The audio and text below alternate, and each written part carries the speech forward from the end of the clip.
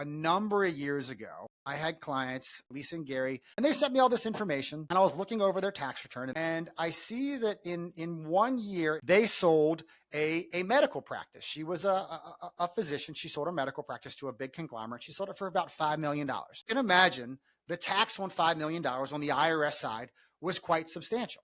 The tax on the Maryland side was quite substantial as well, to a tune of about $350,000. The law for taxes used to say whatever you pay to the state in state taxes, you can deduct against your income in the following year.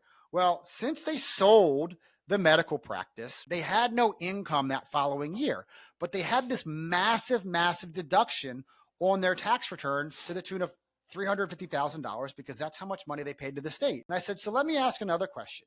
When you sold this medical practice, what did you say to your investment people? They said they were working with someone at Merrill Lynch at the time. And she said, well, you should go talk to our CPA that we recommend that you use, so an outside person, and go talk to him about what you should do for taxes.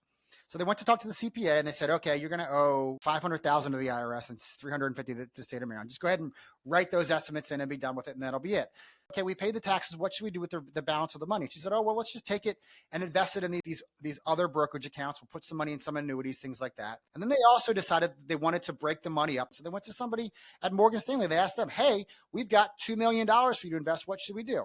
Let's put in these various accounts. Let's invest the money. We'll use some variable annuities, all this type of stuff. Well, a couple of things that happened. That year, when they had that negative $350,000 on their tax return, they missed the opportunity to take $350,000 out of their IRAs and convert it over to a Roth while paying zero taxes on the transaction. Because if I have a negative 350 and I add 350,000 equals zero. So they missed that opportunity because the one advisor from Merrill Lynch didn't think about it. The other advisor from Morgan Stanley didn't know about it because they don't work with taxes. Neither of them work with taxes. And the CPA firm that they were looking at, they are really good at history. They're really good at saying, here's what has happened in the past. Here's how we fix what's happened in the past. Not so good at looking forward. So that was a huge mistake of about $350,000 that they missed out